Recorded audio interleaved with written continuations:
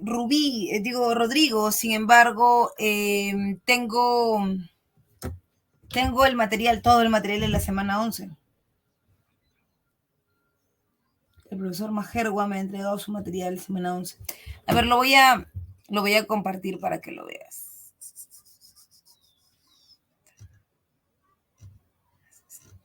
Va desde el primer civilismo hasta la guerra contra Chile. Sí, creo que de semana 10, ¿no?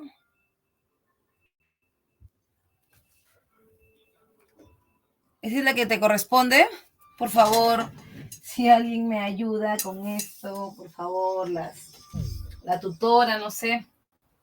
A ver si estoy bien yo.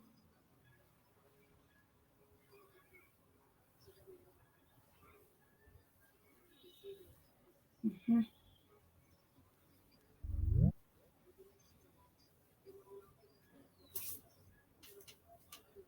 A ver, ¿qué me dice? ¿Prefería falaz?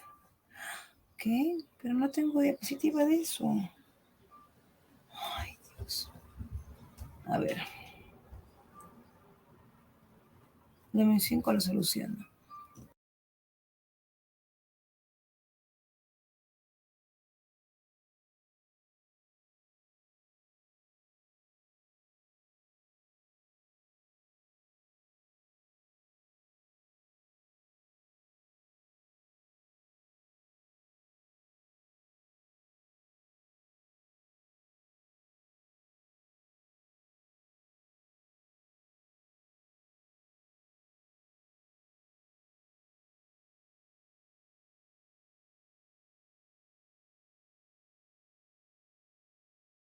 A ver, dame un 5, por favor, lo soluciono ahorita.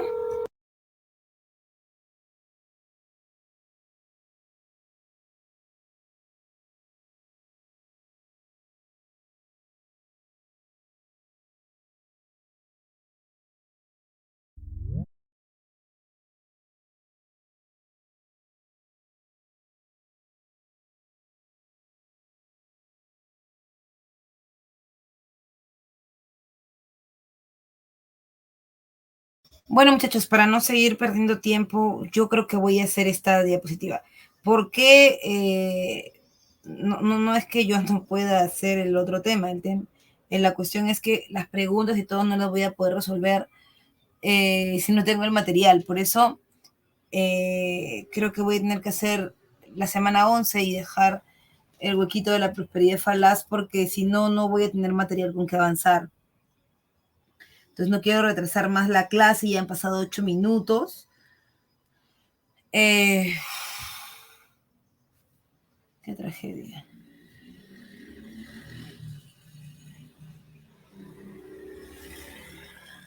Sí, Rubí, el tema es que tampoco, o sea, no tengo la diapositiva del profesor, de la clase, no solo las preguntas, sino la diapositiva, todo no lo tengo.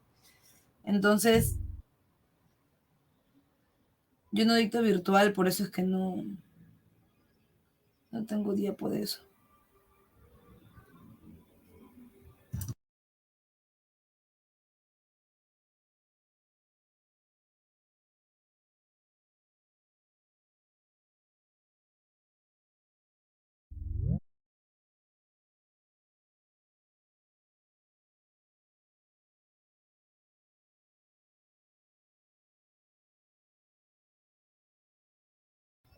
Ya listo, ya solucioné, ahorita me lo mandan.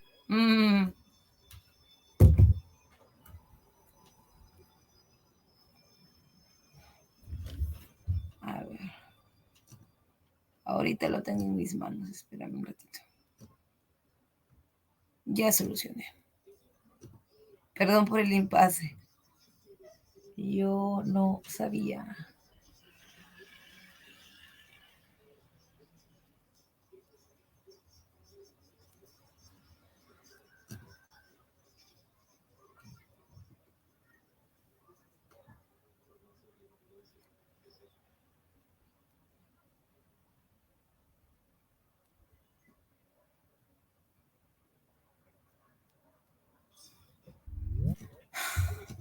Me siento payasa.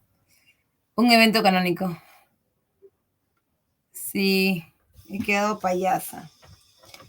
Pero bueno, cuestión de un par de minutos para que sí. Es que yo venía con esa idea, ¿no? Que me tocaba, bueno, que tocaba que yo haga la semana 11. La verdad que tal vez él, como tiene tantos salones que dicta, se ha confundido. Uh-huh. Esperemos, por favor, que lo mande para poder descargarlo y él toque comenzar. Perdón, perdón, perdón. Me siento payasa, no sé qué hacer. Esperemos un par de minutitos, por favor.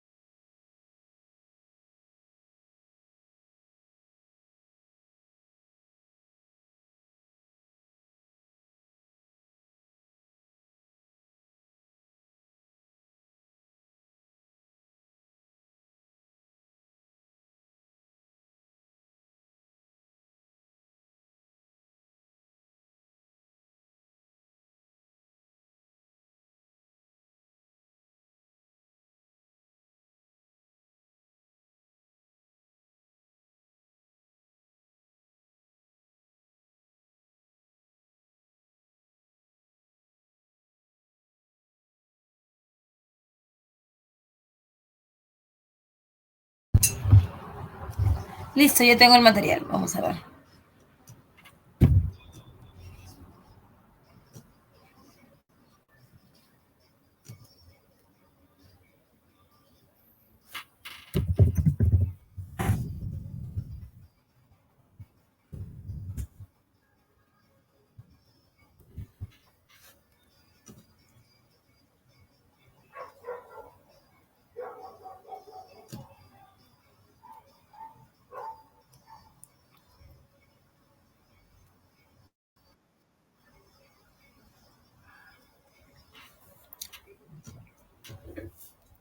Ok, no. Ya está. Entónica.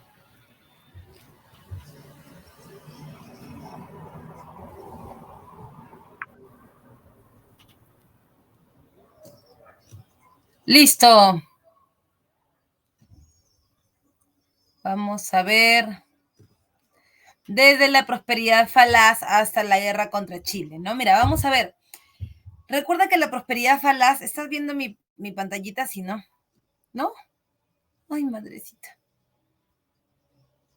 ¿Se ve?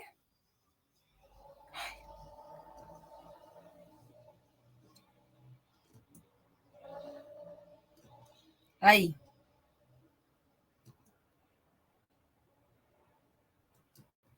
Ya. Bien. Vamos, vamos. Recuerda que la prosperidad falaz es parte de lo que tú conoces como primer militarismo. Profe, primer militarismo, claro que sí. El primer militarismo, ya te había explicado tu profe, es igual al primer caudillismo más la prosperidad falaz. ¿Qué es un caudillismo? Lo que hemos venido viendo hasta ese momento, ¿no? Hemos venido viendo gobiernos que son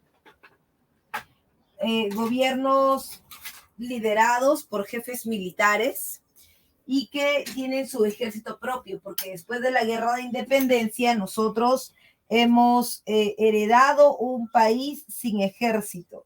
Y claro, San Martín y Bolívar tenían sus propios ejércitos y el Perú adolecía de este porque su ejército era el ejército español. Entonces, producto de ello, que no estábamos organizados, que después de la guerra de independencia no teníamos un ejército, era, o sea, un ejército nacional, es que los líderes militares tenían ejércitos propios con los cuales se enfrentaban por el poder, y a ese periodo de inestabilidad política y golpes de Estado le llamamos primer caudillismo. Ahora bien, este primer caudillismo es el periodo en donde se hacen intentos por reformar la política peruana. Es decir, a ver si lo están viendo. Muy bien. Es decir, es un periodo en donde todo es como quien dice todos contra todos, ¿no? Todos contra todos. No hay, digamos, límites en cuanto al gobierno, ¿no? No hay límites en cuanto al gobierno. Ahora, por otro lado también, recuerda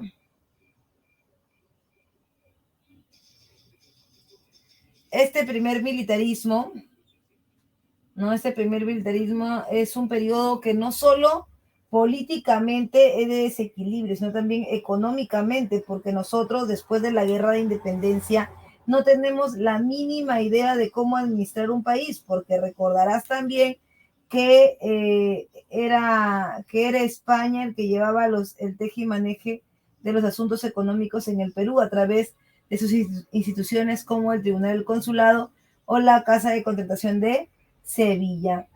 Entonces, bajo este precepto es que ya hemos pasado o has estudiado la primera parte, que es el primer caudillismo. Ahora, la prosperidad falaz, que es en el contexto de la primera revolución industrial, al Perú se le aparece el santo. ¿Por qué te digo esto? Porque la primera revolución industrial es una revolución de qué tipo? Textil, ¿verdad? Eso es lo que ya tu profe de Historia Universal te ha dicho, es una revolución de tipo textil. Por lo tanto, hay una necesidad de mano de obra, pero sobre todo de materia prima, que es el algodón. El algodón, si bien es cierto, es la materia prima, tienes que darte cuenta que no podrías mantener una revolución comprándolo todo al exterior. Necesitas producir. Ahora bien, estamos en Inglaterra, es un espacio territorial pequeño, recuerda que es una isla, por lo tanto, el algodón, la cantidad de algodón que necesitas para la primera revolución industrial sobrepasa largamente la cantidad de metraje que tienes para sembrar, ¿verdad? Por eso debes hacerlo o sembrar, digamos, varias veces al año. Pero el algodón se presta para eso, por supuesto que sí. El único tema ahí que hay que solucionar es que si tú siembras algodón muchas veces al año en un lugar, ¿qué va a pasar con la tierra? Se va a desgastar. Al desgastarse la tierra, el algodón sale de mala calidad. Por eso la necesidad de buscar un fertilizante natural en cualquier parte del mundo. Y ese es el momento del Perú. Perú, tu momento ha llegado, ¿no es cierto? ¿Por qué, profe? Porque el Perú va a vender el guano. Primero, de una forma bastante rústica, como es en el primer gobierno de Gamarra, en el primer gobierno de Agustín Gamarra, que tú ya lo has visto, disculpen, el segundo gobierno después de la anarquía del año 41, tú ya has visto, ¿no? El problema es que en su gobierno se vende el guano en el sistema que se conoce como arrendamientos. Los arrendamientos son una forma de vender guano, pero una forma bastante, podemos decirlo así, bastante poco profesional, ¿no? Porque es simplemente alquilar las islas guaneras y cobrar no por el guano que extraen, sino por el alquiler de la isla.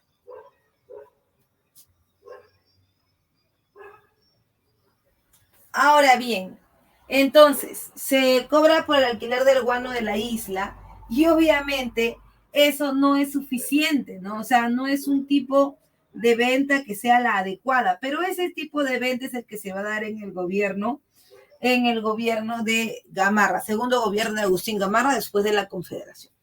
Bueno, después de la Después del gobierno de Agustín Gamarra, recuerda que él en la batalla de Ingavi, ¿no? Muere por su invasión a Bolivia, ¿no? La represalia de los bolivianos es fuerte, muere. Y cuando él muere, todo el mundo quiere gobernar, todos se mechan. Van a haber muchos gobiernos, casi 5, uno detrás de otro, ¿no?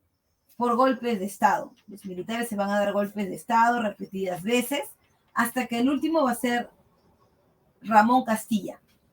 El gobierno de Ramón Castilla coincide con un periodo más grande económico conocido como la prosperidad falaz. La prosperidad falaz es el periodo de bonanza económica del Perú, producto de la venta del guano que no tiene una repartición equitativa en el territorio. O sea, no es que los peruanos nos volvamos ricos con el guano, es que cierto sector se vuelve poderoso con la plata del guano, periodo de bonanza económica, producto de la exportación de guano. La explotación guanera primero se da por los arrendamientos, recuerden en el gobierno de Gamarra, luego las consignaciones en el gobierno de Castilla y finalmente el monopolio comercial en el gobierno de Balta. Hay un aumento de la burocracia civil y militar y la discusión política sobre las elecciones. ¿Qué tipo de elecciones deberían haber? Si elecciones directas, o sea, que tu voto valga para elegir directamente al presidente, o elecciones indirectas que se supone que tú vas a elegir a un grupo de personas que a su vez elegirán al presidente. ¿Ok?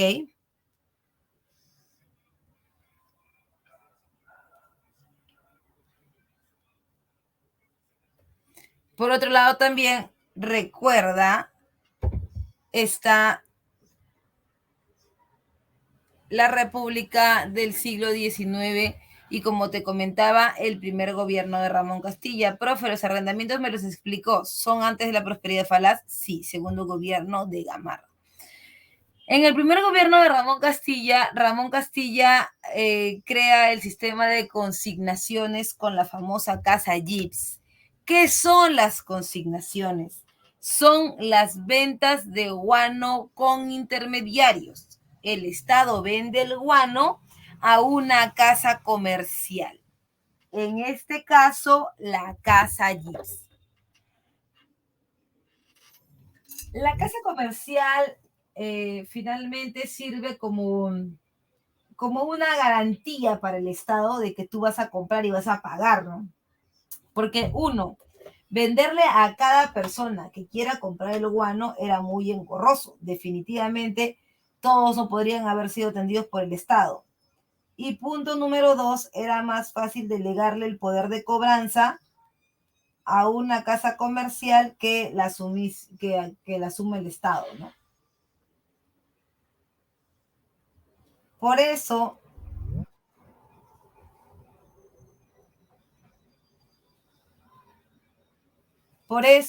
es que aparece la casa Gibbs, como muchas otras casas comerciales, ojo, hay muchas casas en este periodo, muchas casas comerciales que van a hacer eso y van a ganar, ¿no? Por ser intermediarios, obviamente, las personas tienen que pagar una prima de dinero para que pueda entrar dentro del grupo, ¿no? Se paga la prima de dinero, que es lo que gana la casa, y la casa hace la transacción con el Estado peruano. Ahora bien, hay casas peruanas, pero también está la casa Gibbs, que es de influencia inglesa. La migración de los chinos culíes. Mira, la mano de obra es muy importante, no solamente para las haciendas guaneras, que también lo van a utilizar, ¿no? Pero sobre todo para las haciendas azucareras y arroceras de la costa norte, algodoneras también. El chino llega o los chinos llegan a trabajar al Perú en condiciones no de esclavos, porque aunque ganaban muy poquito, los chinos venían con un contrato. Ah, claro, un contrato de trabajo. Ese contrato de trabajo estipulaba el pago por día y las condiciones de trabajo, que claro, por demás son paupérrimas, ¿no? Pero existían, ¿ya?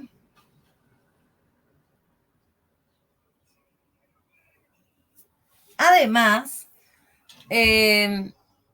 está la ley de la consolidación. Durante el gobierno de Ramón Castilla, con el primer gobierno, con la plata del guano, se buscó hacer el primer presupuesto nacional de la República.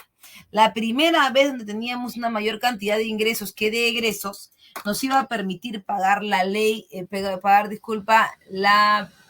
deuda interna. ¿En qué consistía la deuda interna? Cuéntame, ¿en qué consistía la deuda interna? ¿De qué era esta deuda?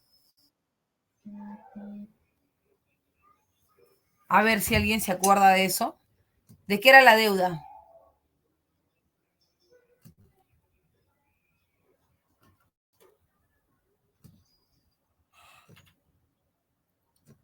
¿Nadie? A ver, ahí está, ahí está. Financiar lo que haga. Sí, claro, por supuesto. Sí, efectivamente, muchachos. Sí, muy bien, Mariela, muy bien. Brigitte, ajá, Brigitte. Muy bien, sí. Bueno, el Perú tuvo varios gastos durante la guerra de independencia, primero porque tú recordarás que se estaba independizado de España, o sea, nadie lo iba a apoyar económicamente. Por eso es que San Martín y Bolívar decidieron durante sus gobiernos pedir, entre comillas, prestado. Y digo entre comillas porque si tú no le querías dar lo que ellos pedían, las corrientes libertadoras te pueden desaparecer. Entonces, si de una hacienda tomaban vacas, dinero, lo que sea, te lo ponían en un pagaré o en un bono de guerra, ¿no? Que se te había explicado que eran documentos en un papel cualquiera firmados por los libertadores, ¿no? Y que cada año iba ganando intereses, que a la gente le convenía de cierta manera tener bonos de guerra porque eso les permitía como que plata al futuro, ¿no?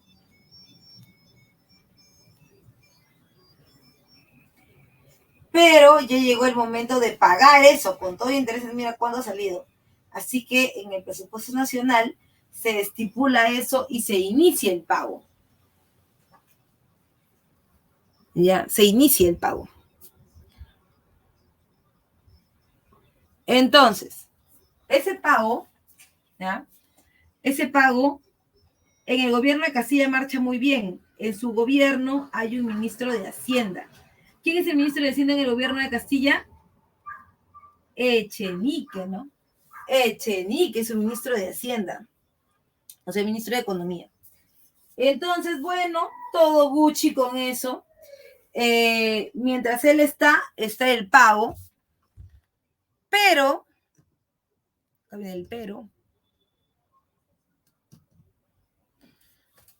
luego más adelante van a haber un problema con eso, ¿no? Ahora, termina el gobierno de Ramón Castilla y comienza el gobierno de José Rufino Echenique. En el gobierno de Echenique se supone que se debe continuar con el pago de la deuda interna, pero aparece el famoso escándalo de la consolidación o el escándalo de la ley de consolidación. Y era que Echenique, conocedor de un panorama general de la deuda, comenzó a falsificar bonos de guerra, que eran muy fáciles también, ¿eh? Porque como te digo, era un papel cualquiera, ¿no? Al que se le presentaba el Estado y con la firma de Bolívar o San Martín, ¿no? Pero esta acción de robarle al Estado que recién estaba naciendo, como lo había articulado Castilla,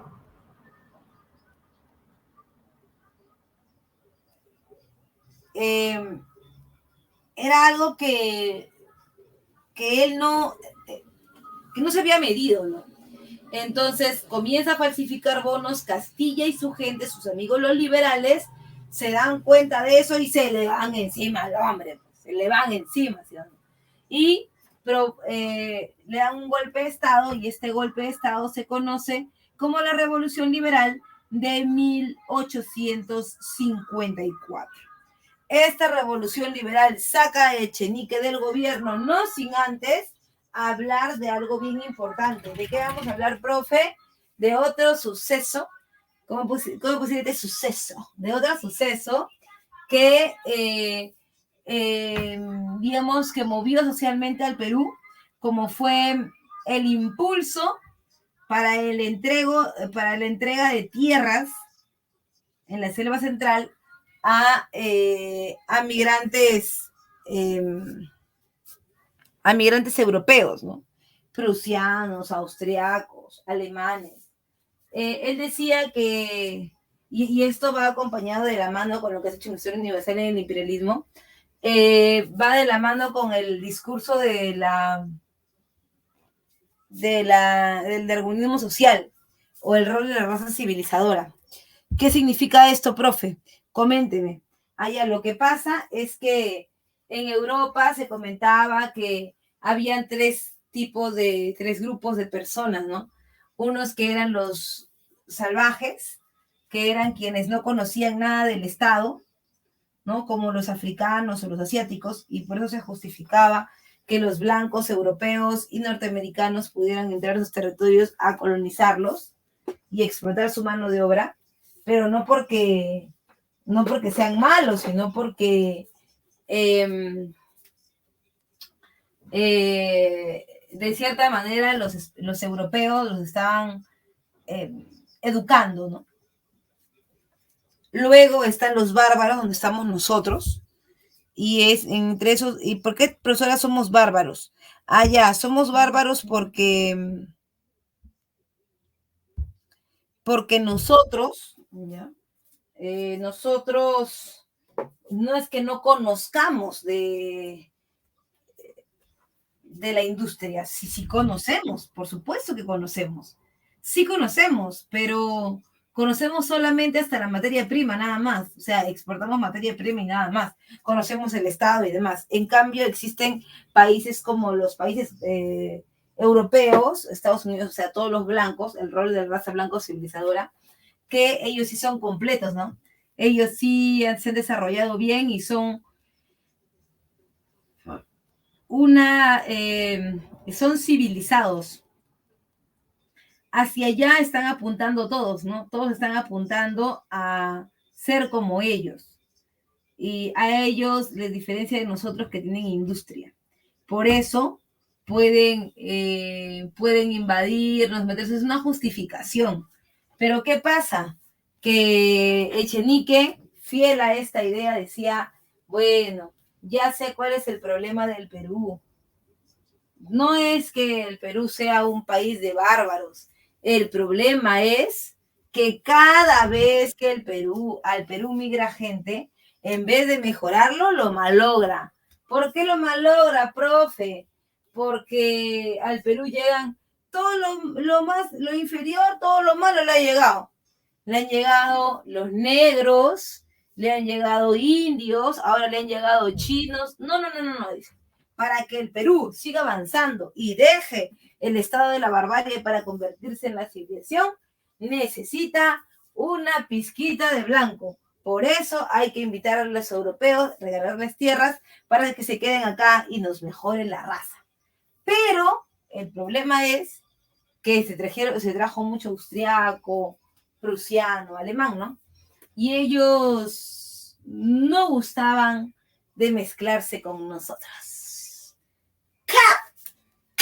Sí, no gustaban de mezclarse con nosotros, por lo tanto, se quedaron en pequeñas reducciones que tú conoces como Oxapampa o Posuso, ¿no? Son de este gobierno, todo porque él decía que nos mejorarían la raza y seríamos así mejores como los europeos. Míralos, los blancos son mejores que los marrones, porque los blancos han pasado por una primera revolución industrial, una revolución francesa, independencia de las 3 colonias, cosas que tú no has hecho y que debes aprender de ellos. ¿Ya?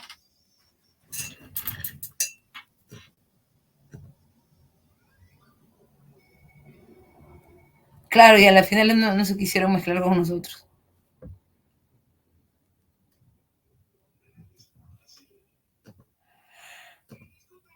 Oh. Espérame, voy a sacar esta diapositiva. Ahora, como Echenique ha hecho eso, el escándalo de la consolidación, que básicamente ha sido como una patada en el cerebro a lo que había hecho el primer gobierno de Castilla. Castilla y sus patas, Prado y Balta, dan un golpe de Estado. Ese golpe de Estado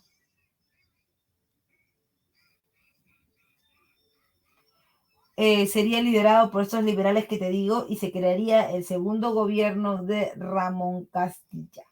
Segundo gobierno de Ramón Castilla. En ese segundo gobierno se da la guerra contra el Ecuador. Profesora, ¿por qué marcan la guerra contra el Ecuador? Porque ya en esa época el Ecuador ahora es un país independiente. Recuerda que antes le correspondía a la Gran Colombia y ahora es nuestro vecino. Con Ecuador siempre los problemas han sido limítrofes, ¿no? Porque nunca ha habido una estipulación de los hitos de manera permanente. Siempre han sido hitos movibles por el tipo de territorio de la zona, ¿no? De siempre habían las quejas ahí por territorio. De otro lado, también es un gobierno que busca la modernización del Perú y para ello se crea una nueva constitución que es la de más larga duración, que es la de 1860. Esta constitución es de tipo moderada, ¿ok? O sea que le da parte al Congreso y parte del poder al presidente. Ahora bien, cuando digo modernizar el Perú, tiene varias formas de interpretarse, ¿no?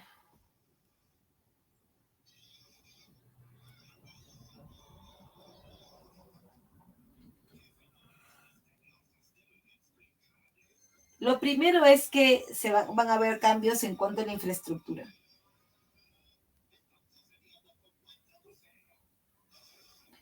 Va a haber más inversión del Estado, burocracia, pero todo lo que antiguamente, o sea, todo lo antiguo va a cambiar. Por ejemplo, los mercados, se crea el mercado central para el sistema de compra salubre, ¿no? Se quema el callejón Otaiza, llega el vapor Rímac, ¿no? Que también va a estar dentro del sistema de Castilla, que tiene todo ordenado por ministerios, ¿no? Eso. Ahora bien, ese gobierno de Castilla básicamente es para traer la modernidad, para organizarlo, organizar mejor al Perú, ¿no? Sin embargo, termina su gobierno y comienza el gobierno de Miguel de San Román, un gobierno bastante corto realmente, que implementa un nuevo sistema métrico decimal y falleció durante su gobierno por un cáncer de estómago. Finalmente toma el poder de ese gobierno Juan Antonio Pezet. Hasta ahí, todo bien, todo Gucci.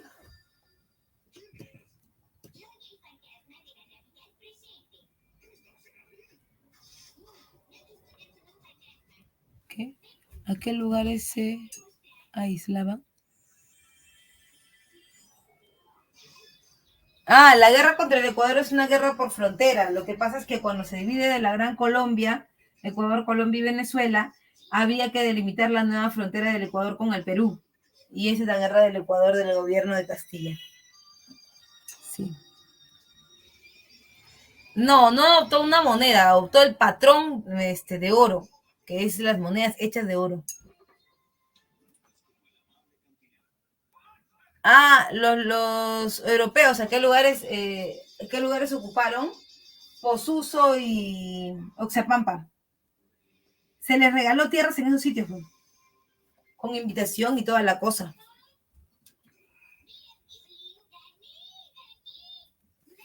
¿Alguna otra consulta? ¿Todo bien? ¿Alguien tiene otra pregunta más?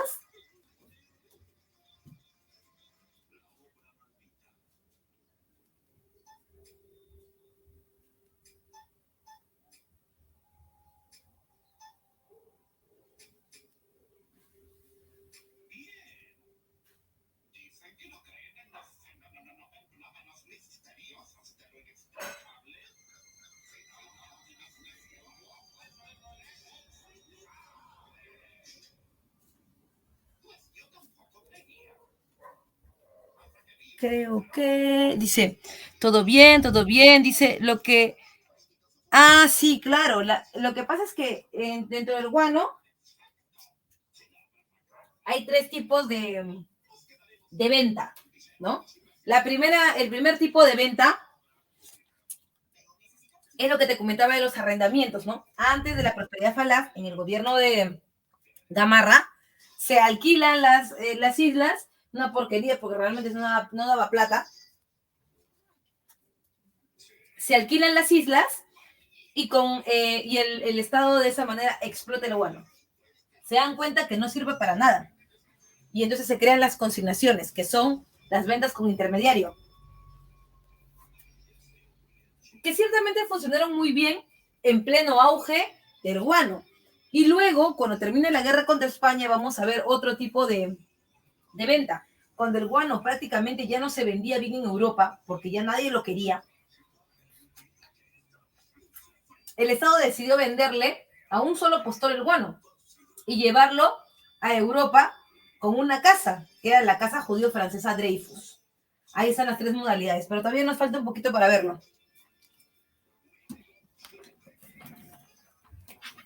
Uh-huh. Oh, Luis dice, reconozco su voz.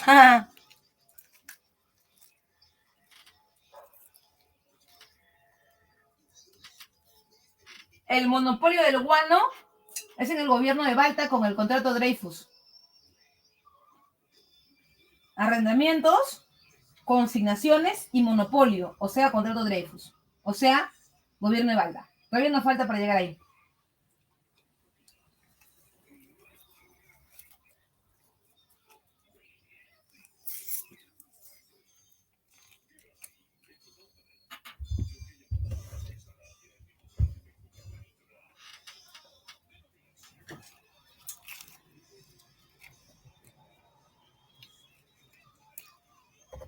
Gracias, Luis. Aún siguen vigentes mis videos rotando ahí en internet. Ahora hay videos nuevos, he visto. Sí.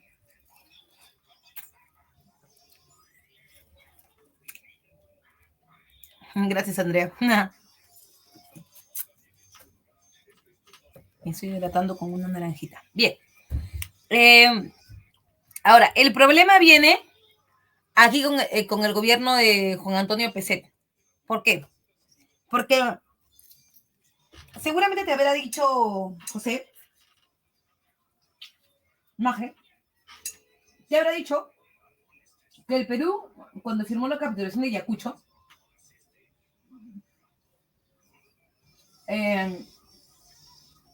digamos que aceptó varias cosas. Aunque el Perú había ganado la guerra de independencia, aceptó varias cosas con el objetivo de que los españoles se fueran.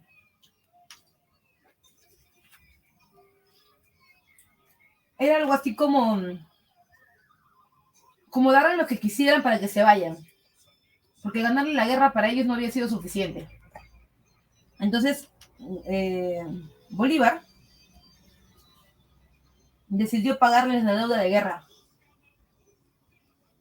Todo el mundo sabe que la deuda de guerra es un pago que hace el que pierda al que gana. Pero en este caso fue al revés. Con la idea de que se fueran de una vez, Bolívar aceptó. Pero cuando ocurrió esto de la firma, había que pagar. El Perú estaba misio. Recuerda que tanto San Martín como Bolívar habían hecho malabares, habían firmado bonos de guerra, la plata no se alcanzaba, porque tú recuerdas que San Martín y Bolívar tampoco vienen gratis. ¿Eh? Sus ejércitos y ellos cobran. Claro. Y bueno, eso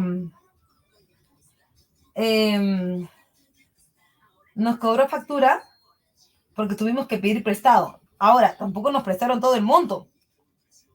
Inglaterra nos prestó, pero nos quedó un pucho debiendo. O sea, quedamos nosotros debiendo un pucho porque no fue suficiente. Entonces, como no fue suficiente,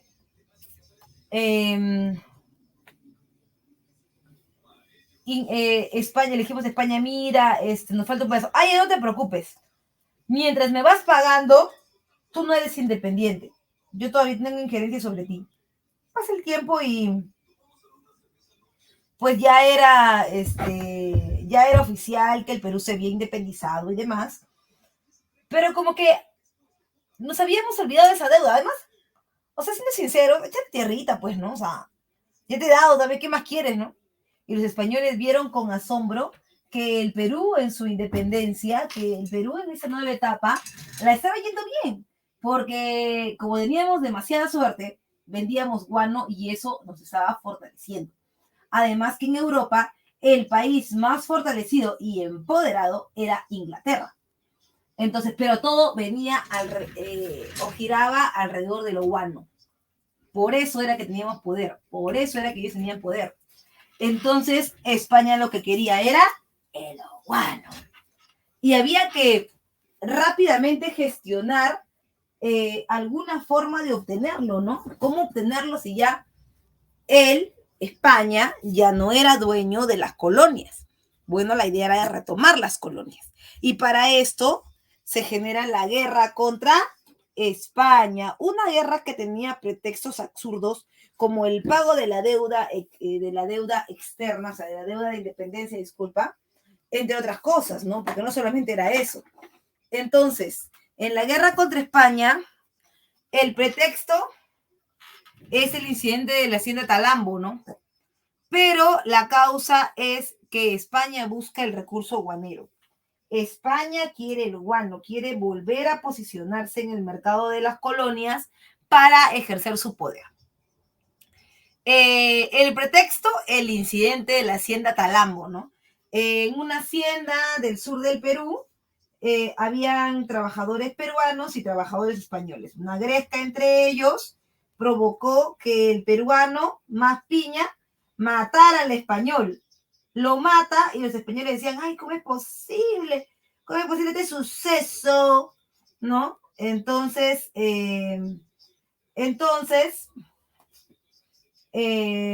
los españoles dicen, no, no puede ser, tenemos que civilizar a los peruanos que hasta ahora siguen siendo unos bárbaros, y para eso vamos a traer a un emisario regio, que es el famoso Salazar y Mazarredo. Salazar y Mazarredo buscaba por todos los medios,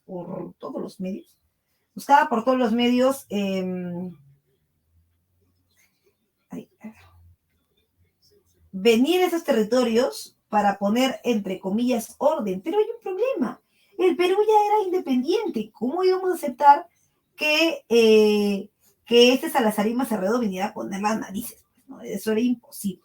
Ahora, había otra cuestión, y es que no solamente era esta gresca, que como te dije había sido un pretexto. El tema era que los españoles estaban dándole vueltas al problema del pago, ¿no? Y España invadió por ese pretexto las islas de Chincha, que eran las islas guaneras, estaban al frente, ¿no? Entonces, al virrey Juan Antonio Pezet incluso se le propuso que ellos no iban a salir del lugar si es que él no accedía a algo, a la firma del Tratado Vivanco Pareja. Pero fue una preguntita. ¿Qué es eso del Tratado Vivanco Pareja? Ah, ya, es un tratado humillante, ¿no? En ese tratado se supone el presidente Juan Antonio Pezet se comprometía con la idea que los españoles se vayan, se comprometía a pagar lo que faltaba de la deuda. Y con eso ya finiquitar para que se vayan. Entonces, cuando los liberales se enteraron de eso, le dijeron, oye, Pezet, ¿tú eres loco? ¿Cómo vas a proponer esto? ¿Cómo vas a permitirles a ellos que hagan lo que les dé la gana cuando ya todo el mundo sabe que España no tiene nada que ver acá? Que ya con la guerra de independencia ya fueron, cholo, no tenemos por qué seguirle la corriente ni mucho menos. Entonces, mira, Pezet, vamos a hacer una cosa. Ya te hemos dicho que esto que estás haciendo está mal y que si te quieres sacar a los españoles de encima tiene que ser de otra manera. Ajustate los pantalones y si quieren guerra nos vamos a la guerra, pero no tenemos por qué pagarle algo que nosotros nos hemos ganado a la buena, ¿no? Y que si les hemos dado esta facilidad de pagarles, es porque Bolívar, pues así lo había estipulado en la capitulación. Pero de ahí a que nosotros cumplamos eso que tú dices, no. Y si lo haces, lo firmas, atente a las consecuencias porque te vamos a dar un golpe de Estado. Y efectivamente, los liberales le dieron un golpe de Estado. A Juan Antonio Peset, en pleno gobierno, le dan un golpe de Estado. Ese golpe de Estado se trae abajo el gobierno de Peset y se forma entonces un nuevo sistema que trae como presidente interino, primer presidente, Mariano Ignacio Prado. ¿No? Mariano Ignacio Prado, que está en el bolo de los que han dado el golpe de Estado, Castilla, Balta, Prado, crea un nuevo gobierno y en ese nuevo gobierno se apresura rápidamente Prado, decide crear una alianza militar, la famosa cuádruple alianza. ¿Y quiénes constituían la cuádruple alianza? Los amigos de siempre. Perú, su pata Ecuador, su vecino Chile y la superpotencia marítima Bolivia, que hasta ese momento tenía mar, ¿no? Entonces, bueno, se da la cuádruple alianza y, oh sorpresa, el ejército español no podía romper la cuádruple alianza, era tan fuerte este bloque, tan importante, tan, dirías tú, ponedor, que lo primero que hizo el ejército español fue buscar golpear al Perú. Para golpear al Perú, que era el centro de la cuádruple alianza, tendría que intervenir el Real Felipe. Sin embargo, el Real Felipe era una tarea, o sea, intervenirlo era una tarea titánica, porque los españoles lo habían diseñado tan bien durante el virreinato, en plenas reformas borbónicas, para evitar el avance de piratas y corsarios que prácticamente nadie lo podía cruzar, ni siquiera ellos, ni siquiera los mismos españoles. Entonces, los españoles dijeron, perdemos el tiempo golpeando el puerto del Callao porque de acá no va a salir nada, lo tienen demasiado bien resguardado. ¿Qué hacemos? Hay que golpear a uno de sus amigos, ¿no? A uno de sus aliados en la cuádruple alianza. Y así golpearon al sur el puerto de Valparaíso en Chile. Cuando los chilenos te pidieron ayuda por lo que les estaba pasando, cuando necesitaban verdaderamente apoyo, tú ni siquiera volteaste, ni siquiera volteaste, no te importó nada. Tu pretexto siempre era que no podías hacer nada por ellos ni descuidarte porque España podía entrar y dominar las demás colonias. Por eso el Perú se mantiene al margen del bombardeo de Valparaíso. Le reventó la economía a Chile, se la reventó por completo. O sea, no tienes una idea de eso. Le reventó la economía.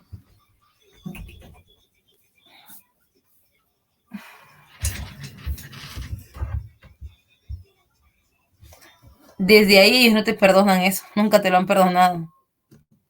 Siempre te han visto como el maldito traidor, pues, ¿no? Que lo dejaste solo, que supone era tu pata y mira lo que le hiciste, ¿no? Uh-huh. El bombardeo de Valparaíso. Ah, ¿no conocen ese suceso? Sí, bombardearon Valparaíso los españoles y los pobres chilenos quedaban todos rotos. Contra España, porque España quería tomar las islas de lo guano, y si tomaba las islas de lo guano, las islas guaneras, pues se metía al Perú, se metía a todas las colonias y las recuperaba todas. Así que la idea era unirse los cuatro y evitar el avance de los españoles.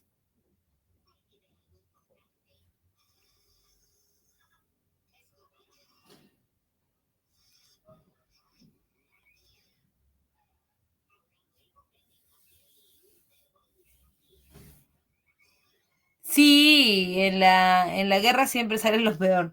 Sale sale la basurita que llevas dentro. El Tratado de Banco Pareja es el tratado por el cual el Perú se compromete a pagar lo que falta de la deuda de guerra al gobierno español.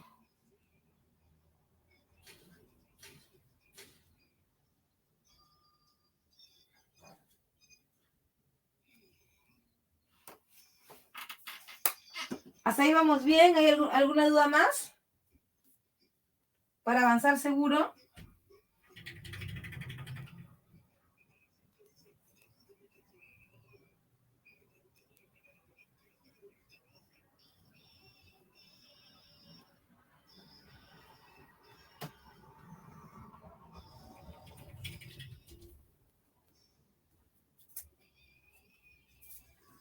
Go. El incidente de la hacienda Talambo es el enfrentamiento entre dos trabajadores de la hacienda, por cuestiones personales, ¿no?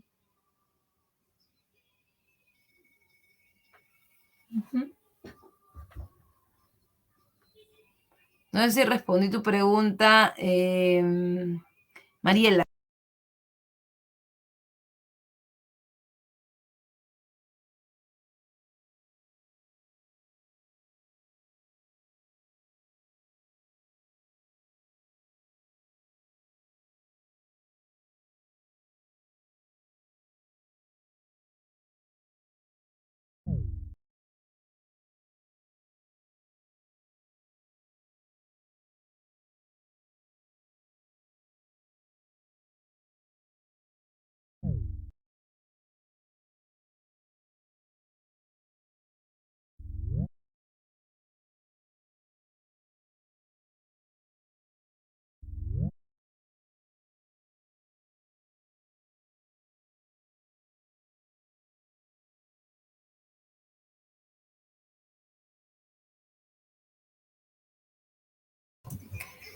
Ah, sí, se pagó.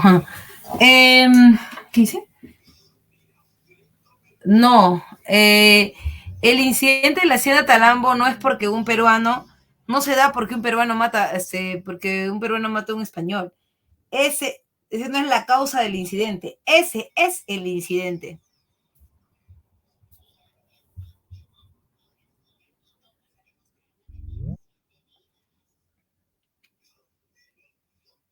Sí, claro, el Tratado de Banco Pareja tiene como eje principal el pago de la deuda de independencia.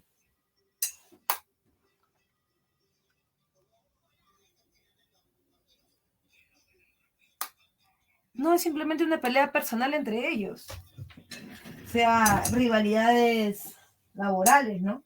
Porque, bueno, ahí también entramos a otro tema, ¿no? Que es el de las condiciones de trabajo de los peruanos y los españoles durante el trabajo en las haciendas, ¿no? Que los españoles querían tener una mejor condición, ¿no? Porque ellos eran europeos, ¿no? Y los peruanos no lo aceptaban. Entonces, siempre habían estas grescas, estas riñas que terminaron en eso, ¿no? Que terminaron en los enfrentamientos a manos y finalmente la muerte del español, ¿no? Mm. Ese se tomó como un pretexto, pues, para comenzar la guerra. Uh-huh. Las islas de Chincha fueron perdiendo valor. Aún ahora hay guano en esas islas. Pero el tema es que ya no es el fertilizante natural que todos utilizan. En esa época eran importantes porque de ahí se sacaba el guano y con eso se fertilizaba la tierra, que ahora ya no se hace porque la tierra necesita otro tipo de, ya con los estudios posteriores se ha sabido que la tierra necesita otro tipo de nutrientes que no solamente permitan que crezca de manera óptima el algodón, sino también otro tipo de productos, ¿no?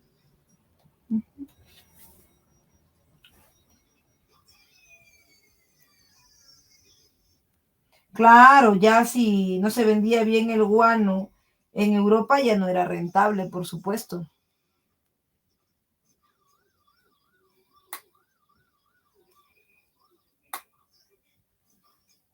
Ujú.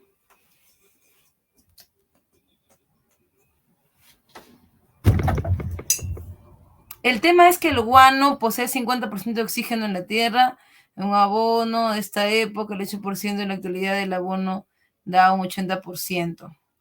Sí, pero eso también depende del tipo de sembrío que necesites y el tipo de tierra del que estamos hablando. Actualmente la tendencia es a al sembrío de hectáreas de líneas completas, ¿no? Que utilizan más productos con agua que otras, que los que se usaban antes. Claro. Espárrago, a lo que se dedica el Perú, pues, ¿no? Espárragos, hortalizas. Y eso no, o sea, digamos que fertilizar la tierra con eso no te daría mucho resultado. Por eso no lo usan. Por eso tanto problema por el abono de la internacional y por qué no usan el guano. Por eso. Por eso.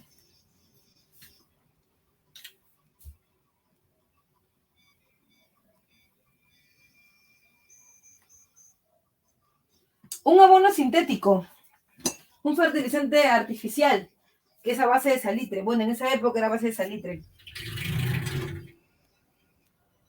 Ese fue el reemplazo del guano. Por eso luego la guerra contra Chile.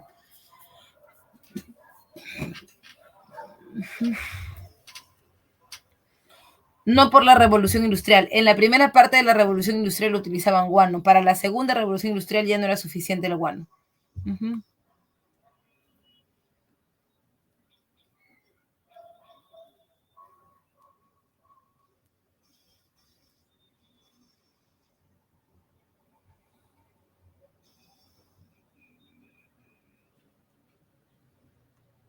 No, o sea, no es que se dejó de usar. O sea, se usaba, pero ¿por qué por qué se dice que no tanto? Porque era para cultivos específicos, como lo que estoy mencionando hace ratito.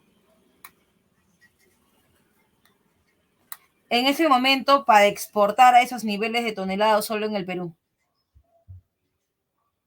Sí, ese desarrollo que vio España e Inglaterra tan rápido, después de que España había sido el papirriqui del siglo XVII, era lo que despertó su codicia, ¿no? Uh-huh.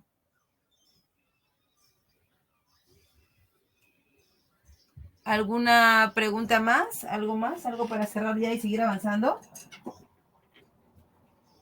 ¿Algo más? Si todo bien, por favor, déjame en el chat todo Gucci.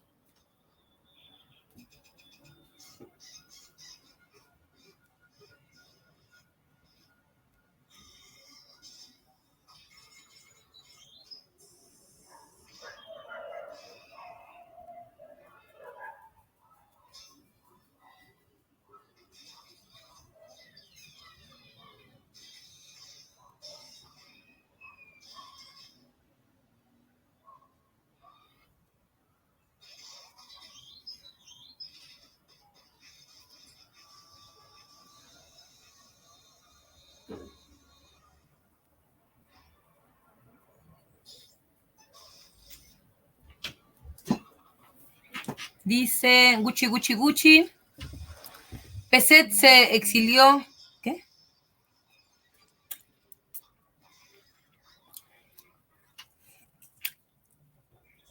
Tuvo una temporada en Europa, como Prado, pero no se exilió. O sea, finalmente fue a Inglaterra y luego a Francia, pero hay documentos de compra-venta de sus casas en Lima que plantean que sí, que regresó, ¿no? Porque él hace la transacción. Después no hay muchos trabajos sobre él. Se volvió diputado también, por Cusco. Uh-huh. Y después ya se pierde el rastro.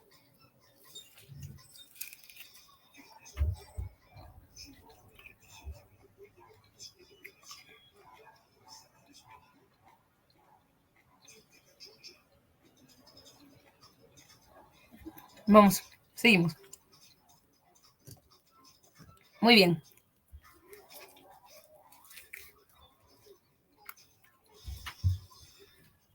La guerra contra España encuentra su desenlace en el combate de 2 de mayo, ¿no? Donde José Gálvez se inmola cuando se destruye la Torre de la Merced en el Callao y el Perú gana, él es el gran héroe de la guerra contra España. Muchos han acordado llegan al acuerdo muchos historiadores de que efectivamente el fin de la guerra contra España marca el fin de la dependencia de política de España, ¿no? Porque ahí recién desaparecen, ahí recién se van, ¿no? O sea que técnicamente el fin de tu independencia es en con esta guerra, ¿no? No con la guerra de independencia ni con la capitulación de Ayacucho.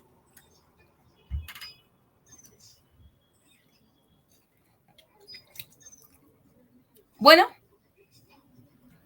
termina la guerra contra España y aún mantenemos el gobierno de María Ignacio Prado. María Ignacio Prado. Ay, pero ¿qué falta del gobierno de Malta? María Ignacio Prado soporta la guerra contra España, la caída del precio del guano y la oposición conservadora, ¿no? Porque sabes que Prado era un liberal.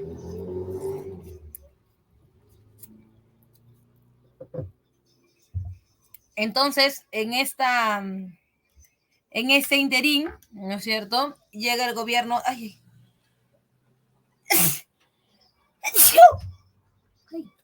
disculpa.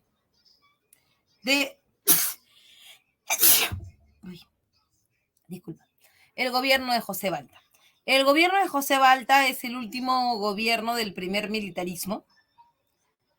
Con él se llega a la fase monopólica de la venta de guano con el contrato Dreyfus, a la casa judío-francesa Dreyfus, ¿no? ¿Qué le proponen los Dreyfus al Perú? Que si le venden guano, le pagarán la deuda externa. ¿Lo logran? No lo logran. No lo logran. Porque como el guano había perdido ya poder, liquidez en Europa, ya casi nadie lo compraba. Pero ellos no pudieron hacer el negociazo y dejaron a la mitad de esa negociación, ¿no? Claro que sí, vendieron, ¿no? Pero luego va a quedarse en efecto. Lo más importante de esto es a quién afectó este contrato de Dreyfus. El contrato de Dreyfus afectó a la plutocracia guanera, o sea, a aquellos que se habían hecho ricos con el guano, que sus apellidos apestaban a guano, que eran pobres con un poco de dinero, que sin mucho esfuerzo habían hecho plata, ¿no? Durante la era del guano. Uh-huh.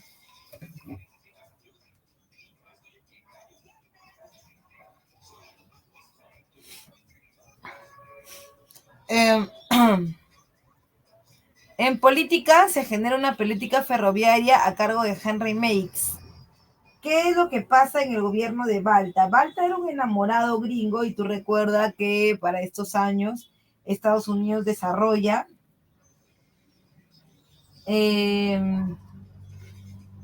un sistema económico que rompe esquemas, sobre todo en cuanto a la productividad de sus minas de carbón, de sus minas de cobre, ¿no? Los gringos generan un sistema económico en donde se une una zona productora con una zona comercial. Esto a través del ferrocarril. Claro que en Estados Unidos va bastante bien porque la zona productora y la zona comercial son zonas que están lejos, pero que son planas, ¿no? En cambio, en el Perú no. En el Perú las zonas de producción minera se encuentran en la sierra sur o sierra central, básicamente. Y para llevar el mineral hacia el puerto del Callao, que es la zona comercial, olvídate. O sea, eso habría que cruzar cerros para poder llegar al otro lado. Por eso es que esa iniciativa de Meix y Balta no dio resultados, no fue exitosa, ¿no? ¿Por qué no fue exitosa? Porque no se había tomado en cuenta que la geografía iba en contra del Perú. Sin embargo, se habían hecho ya inversiones sobre ese sistema ferroviario en el Perú que había impulsado incluso a derribar las murallas de Lima, ¿no? Que iba a modernizar la ciudad de Lima según Enrique Meix, que al final no surtió efecto, ¿no? Como se quería.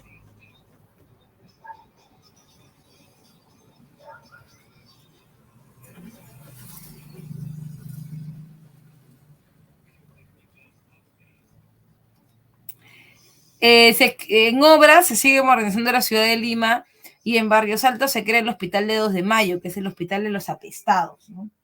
El Hospital de los Apestados o el 2 de Mayo, que queda extramuros, detrás de la muralla, es un hospital que se crea para alejar de la ciudad de Lima las enfermedades, sobre todo la peste bubónica, que no era la primera vez, obviamente, que se presentaba en la ciudad, había, sino que ya se había proliferado, ¿no? Desde el Virreinato del Perú teníamos presente la peste, ¿no? Entonces, el Hospital de los de Mayo va a ser uno de los de los hospitales que albergue ese tipo de enfermos que para sacarlos de la ciudad, ¿no?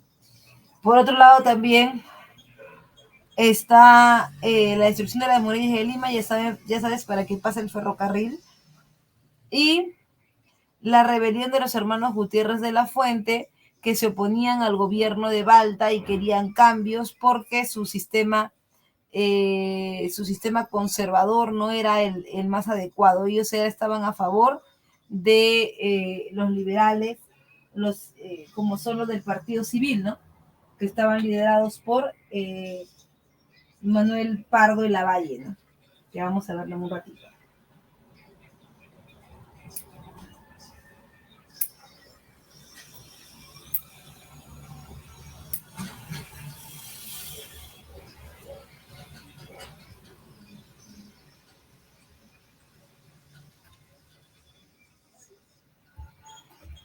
En cuanto al gobierno de Pardo y Lavalle, estamos llegando al primer civilismo, el primer momento donde la gente del Partido Civil va a tomar el cargo, el mando en el Perú. ¿Quiénes son los del Partido Civil? Todos los ex consignatarios, bueno, no todos, pero en su mayoría los ex consignatarios se juntaron en un grupo ya no solamente político, sino también ahora económico, llamado Partido Civil.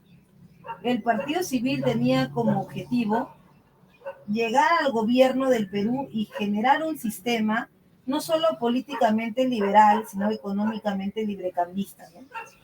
Que el Perú ya había experimentado, pero que había sido cortado por las guerras. Entonces, aparece el primer civilismo.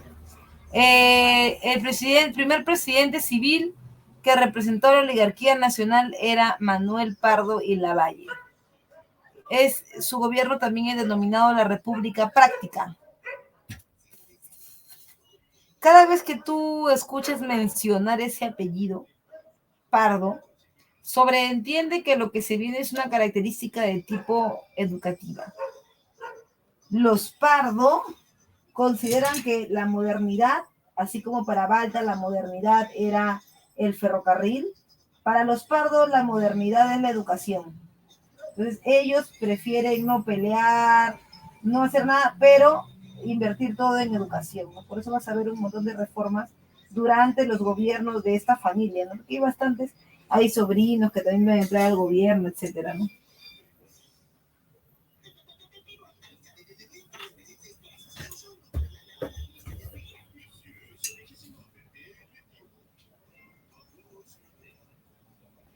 Por otro lado, también recuerda, está el Reglamento de Educación Pública y Educación Primaria Gratuita, laica, técnica y obligatoria solamente para hombres de élite.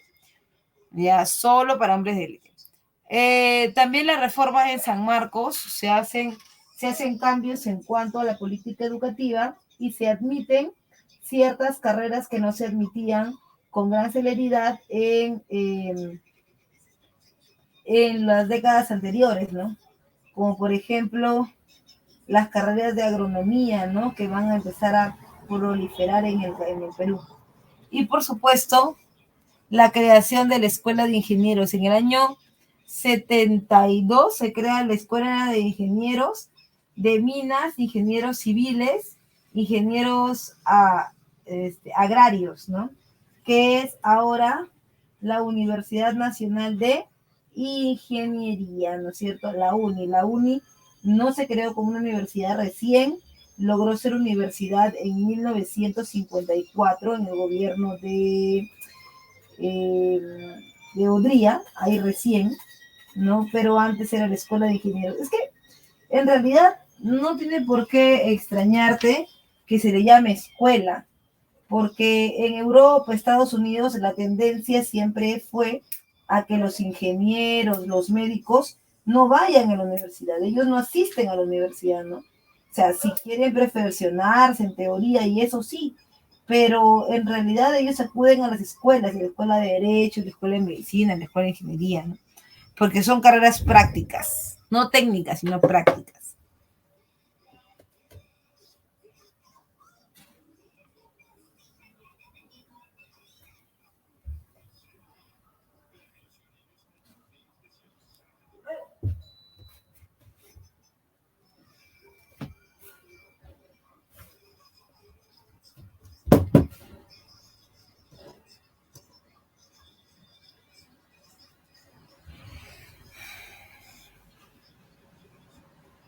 ¿Qué?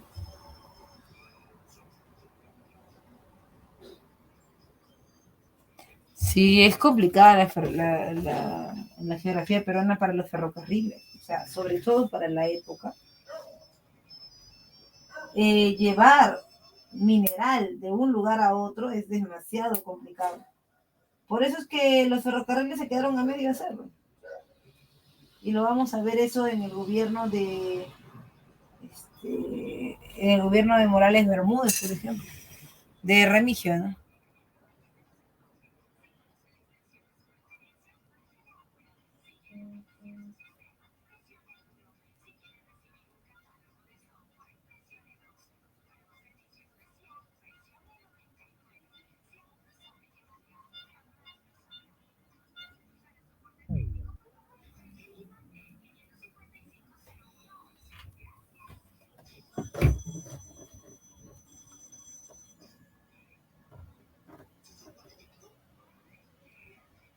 Ajá.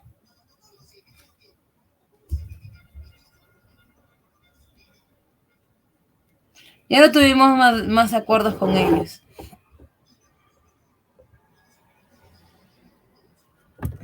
Y el caso de Leguía fue un caso especial, solo diplomático. Pero no es que cortamos palitos tampoco. Simplemente dejamos de tener una relación de dependencia con ellos.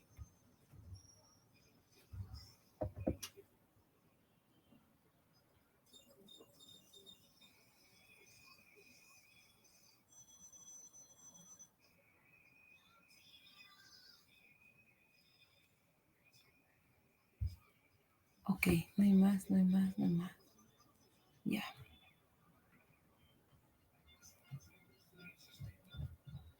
Seguimos.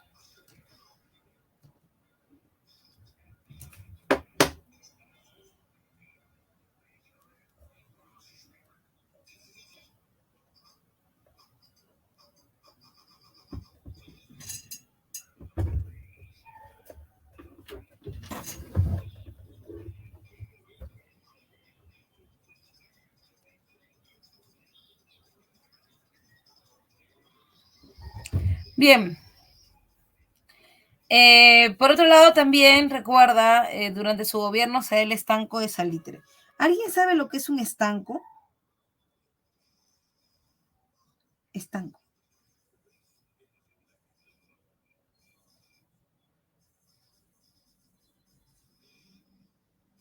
¿Qué es un estanco?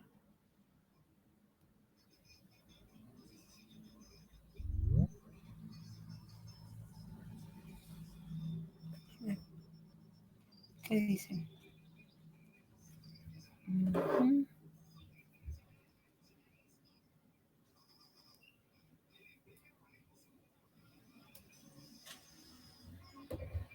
No, el mejor concepto para estanco ese? El estanco es una figura administrativa del Estado. En la República se ve así, como una figura administrativa del Estado.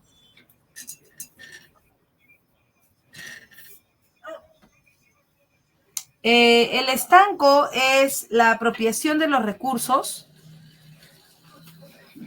naturales por parte del Estado. El Estado lo vende, lo explota, ¿no? Así el recurso esté sobre tu territorio, como es en el subsuelo, le pertenece al Estado. Así está el salitre, la sal, por ejemplo, etcétera.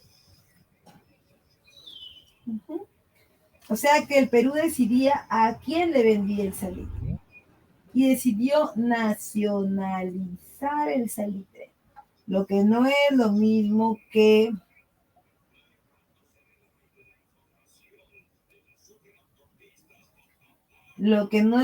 estatizar. Mira, el estanco ya, el gobierno se queda con el recurso, pero ahora tendría que decidir a quién le va a vender. Y esa decisión la va a tomar simple y sencillamente para los comerciantes peruanos, incluido la gente del Congreso, pues, ¿no? Para los comerciantes peruanos, o sea que solamente pueden vender, ¿no? Pueden hacer uso, se le puede vender salitre a los peruanos, no a los chilenos, no a los ingleses, solamente a los peruanos.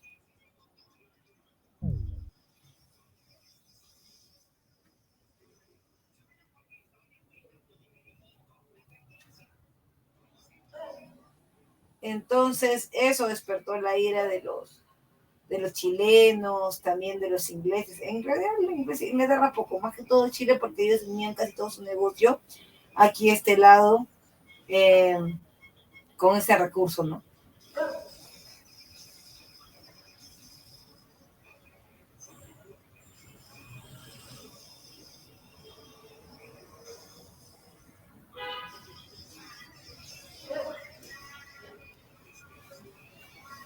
A ver si acá hay alguna. Nacionalización de las salitreras de Trapacás, exactamente, ¿no? O sea, los chilenos iban a reclamar de todas maneras porque ese era su business, ¿no? Pero el Estado peruano también estaba digamos que estaba en su derecho, ¿no? Porque era un recurso escaso. Y ese recurso escaso ellos lo van a gerenciar, administrar como ellos les convenga, ¿no?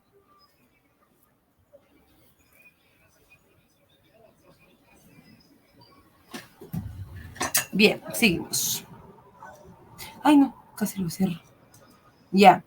Se da también el Tratado de Mutua Defensa con Bolivia, que le recuerda a Chile mucho la Confederación Perú-Boliviana, ¿no? Que era la unión del Perú y Venezuela como territorios.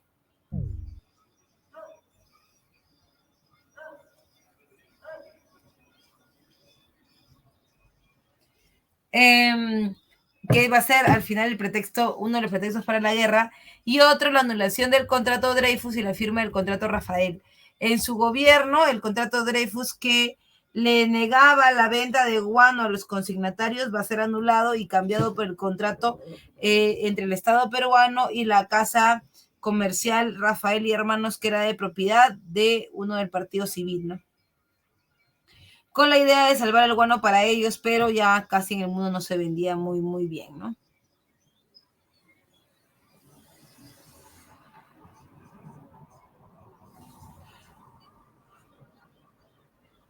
Finalmente estalla la guerra contra Chile en el gobierno de María Ignacio Prado, ¿no? El segundo gobierno de María Ignacio Prado. Ahora bien, esta guerra contra Chile tiene una causa principal y es la ambición chilena por el terreno salitrero de Bolivia y Perú. Eso es, básicamente, ¿ya? Nada que los pretextos, olvídate los pretextos. La causa principal es que Chile quería los terrenos salitreros que hemos mencionado hace un ratito.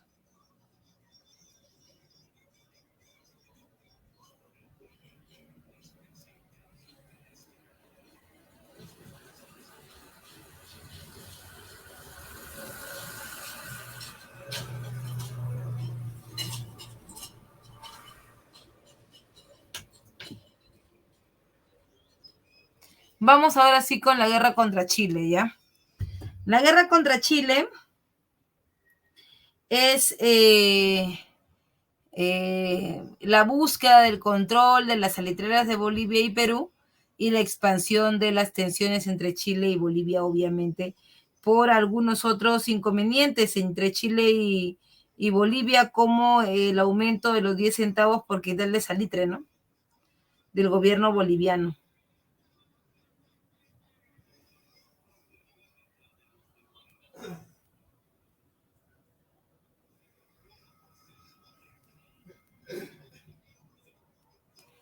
El pretexto, el aumento de los 10 centavos y el trato de mutua defensa del 73 entre Bolivia, Tratado Ribagüero-Benavente, así también se llama, ¿no? Tratado secreto o Ribagüero-Benavente.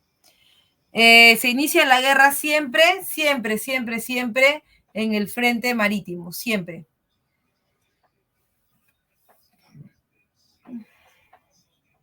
Perú envía la misión Lavalle para mediar el conflicto entre Chile y Bolivia, pero fracasa.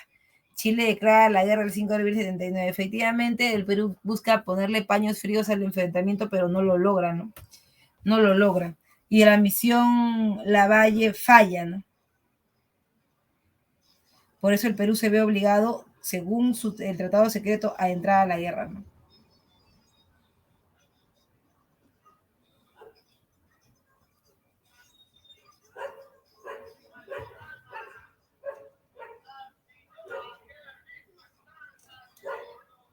Ok. En el caso de las campañas, como te decía, la primera campaña que hay que revisar es la campaña marítima. ¿Por qué crees tú que todas las guerras desde el periodo clásico de Grecia comienzan siempre por la campaña marítima? ¿Qué crees que está pasando ahí?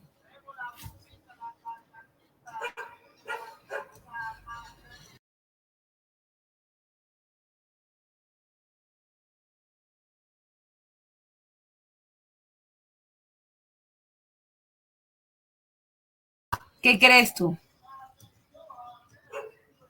¿Por qué crees que siempre comienzan por el mar? Todas.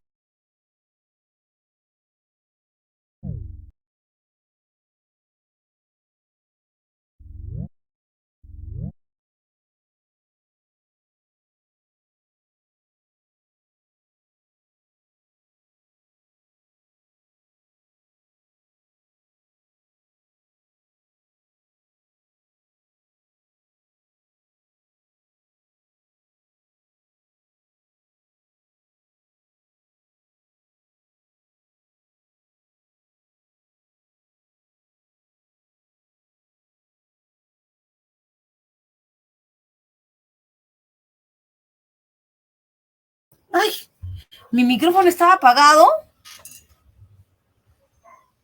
Puta. ¿Tengo cuántos minutos hablando así? 2 minutos nomás.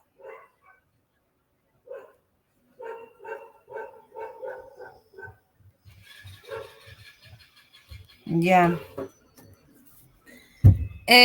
Vamos a remontar. Bien, mira, estaba hablándote del golpe de estado de Piérola, ¿no? Mucha gente habla de Prado, como que el expresidente Prado se fue a Europa a comprar armas, pero lo cierto es que Prado no escapa, Prado pide permiso al Congreso de la época, Prado no se va a comprar armas, se va a apurar el envío de las armas porque esas armas habían sido compradas en el primer gobierno de Ramón Castilla. En este primer gobierno de Ramón Castilla se crea algo que se conoce como que el equilibrio continental. Era la idea por la cual Castilla había, con el plata del guano, mandado a comprar armas porque él sabía que en cualquier momento sus vecinos le iban a caer encima. Eso era, eso era inevitable, ¿no? Por la cantidad de guano que tenía, luego la cantidad de salitre que tenía, entonces. Y es por eso que él compra armas que debían haber llegado para la guerra contra España, pero llegaron para la guerra contra Chile. O sea, y además porque Prado fue a apurarlo, ¿no? Su relación con el Congreso también va a ser algo bueno, en realidad. Cuando Prado se va a Europa, queda aquí gobernando el Perú su vicepresidente, que es Luis Lapuerta. Y los civilistas consideran que ese es el momento para olvidarse de la guerra, que la guerra termine y ellos gobernar. Pero los civilistas nunca van a gobernar pues sobre un país que está en crisis económica.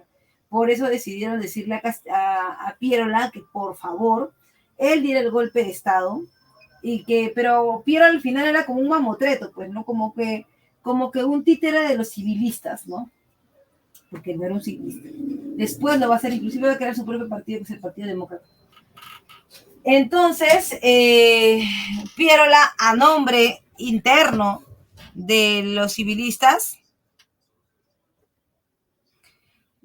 da un golpe de Estado. Ese golpe de Estado, ¿no?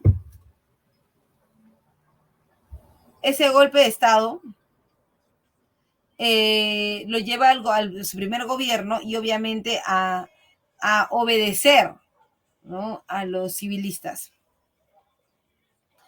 Ahora, la consigna era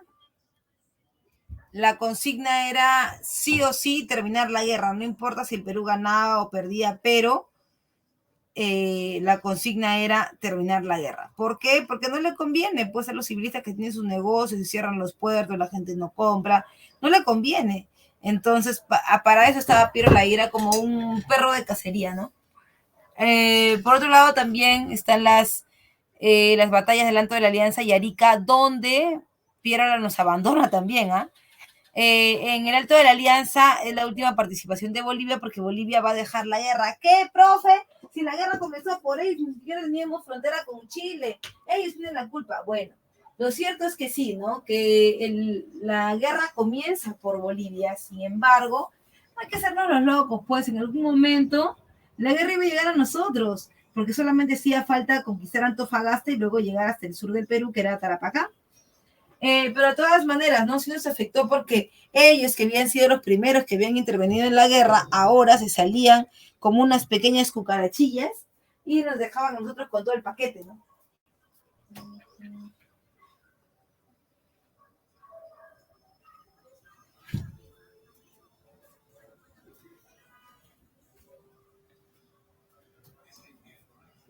Por otro lado, en la batalla de Arica, que es la batalla donde van a pelear nuestros héroes máximos del ejército, pero el patrono del ejército es Bolognesi. En esa batalla, el Perú ya no tenía nada que hacer. Ya se había replegado a Arica y es en ese momento cuando el general de la Cruz Salvo llega al campamento en Arica y le dice a Bolognesi, que dicho sea de paso, tenía un ejército que no era profesional porque todavía no había ejército profesional en el Perú. el ejército profesional en el Perú se crea en el segundo gobierno de Pierola. Entonces le dice, coronel Bolognesi, ¿no? Ríndase. Y Bolognesi, sabiendo que Pierola no le contesta las cartas, que ya están perdidos, que no hay nada que hacer, le dice no. Le dice no. Le dice, recuerde y dígale a su general Baquedano que Arica no se rinde, que mantendremos esta plaza. No, eso el último cartucho nunca lo dijo. Eso se lo ponen, pero en realidad es parte de una obra de teatro en Lima, que se llama Ar de Lima, que es tiempo después de la guerra, y se lo adjudican a él, pero en realidad no es de él.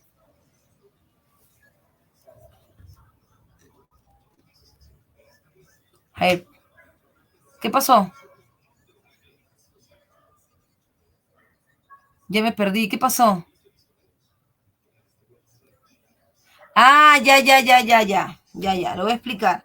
Ah, ya, lo que pasa es que como había corte no se había notado, ya. ¿En qué momento llega Pierola? Cuando estalla la guerra contra Chile, los primeros en saltar, los primeros en oponerse a la guerra, no fueron los indígenas, ¿ah? Los primeros en oponerse fueron los civilistas, porque ellos tenían algo que no les gustaba, ¿no? Y era que si la guerra iniciaba y se mantenía, ¿cuál era ese problema? El problema iba a ser que los puertos se iban a interrumpir y que la guerra no iba a permitir, uno, compras y no ventas. Y ellos viven de eso.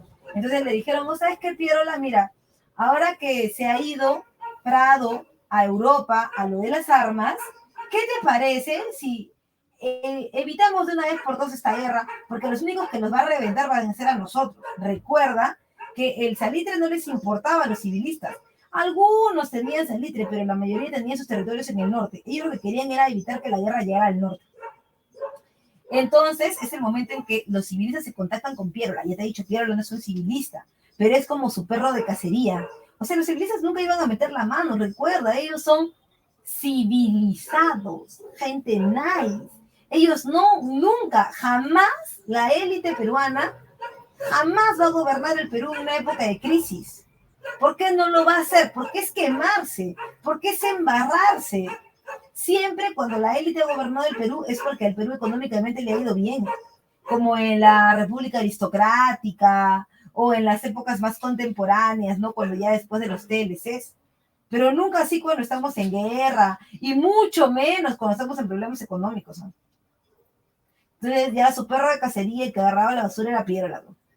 Y por eso Pierola va a estar durante la primera parte de la guerra, ¿no? Y digo la primera parte porque después también va a salir huyendo como una cucaracha.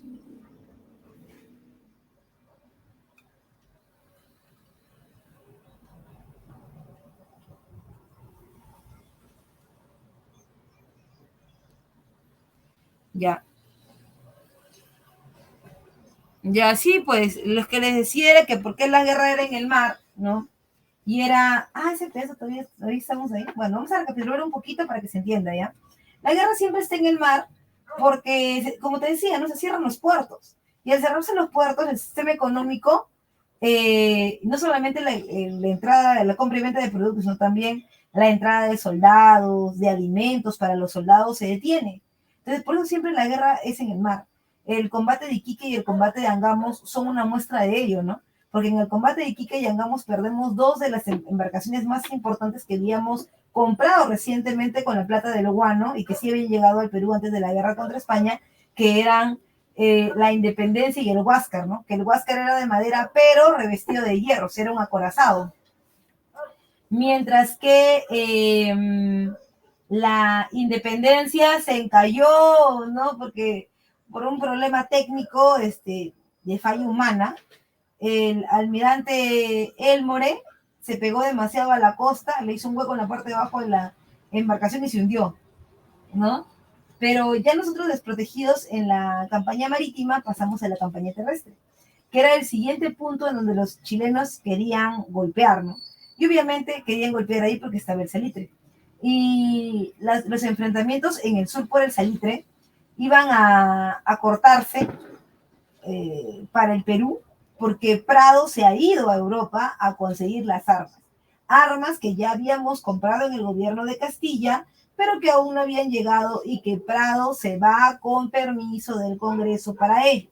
Claro, después cuando regresa Piero no lo deja entrar, ¿no? Le pone un montón de trabas y al final llega a regresar al Perú, pero recién en el gobierno de Cáceres.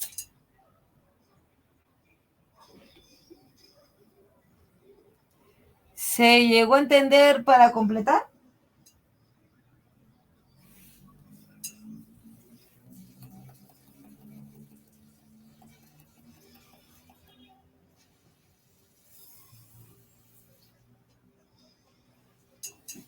Aquí, aquí yo estoy cuidando de mi gatita que acaba de ser esterilizada hoy en la tarde. Una madre responsable. Chiquita es todavía. Tiene 4 meses. Pero ya estaba en bola. Sí, sí, estaba en bola ya. Imagínate. He incurrido en una ilegalidad. Pero es por su bien. Es por su bien. Oh, mi gatita, Frida. Y mi otra gata que está perdida, ya tiene varios días y la estoy buscando. Si la ves, por favor, pásame la voz. Mi otra gatita que está perdida realmente sin bromas es Lola. Todos los días, sin mentirte, en las noches la salgo a buscar. Cuando ya no hay mucha gente, cuando ya es bien tardecito, acompañada ahí la salgo a buscar, a llamarla. Me parece raro porque Lola es una gata ya mayor, ¿no? Tiene 13 años. Y es gordita, pues, así, bien papujita, está bien cuidada, cepillada y toda la cosa. Le quité su plaquita porque como está tan gorda y no tiene cuello, le está ahorcando. Y ahora no sé dónde está. Pero bueno, solo espero 2 cosas. La primera, que si ya no está en este plano, porque los gatos cuando van a morir se alejan. Lo primero es que si ya no está en este plano, que me siga cuidando como siempre. Y lo segundo es que si se perdió y alguien la vio muy bonita y muy bien cuidada y la recogió, la tenga bien, como la duquesa que ella es, con todos sus lujos. Solo espero que no esté pasando hambre, ni frío, ni necesidades, porque ella no está acostumbrada a eso, ¿no? Yo también la recogí de la calle hace muchos años, pero ya de su vida anterior ni se acuerda, creo. Por eso cuida mucho a tus animalitos. Yo la cuidaba mucho, pero a veces los animales son impredecibles, ¿no? Ojalá solo que esté bien. Siempre pienso eso. Yo nunca pienso mal en la gente, ¿eh? Salvo cuando la gente ya me demuestra que es muy mala. Pero siempre pienso que hay un espacio bueno en el corazón y en la mente de las personas. Pienso que así como yo no hago las cosas de mala fe, en primera instancia pienso que ellos no lo hacen así tampoco. A veces me equivoco, es cierto, pero prefiero pensar así, ¿no? Prefiero pensar en que la gente no es mala porque si no me como el cerebro. Siempre con precaución, claro, ¿no? Pero prefiero pensar en que la gente no es mala. Sí. La pasilla para la moral de hoy. Sí. Bien.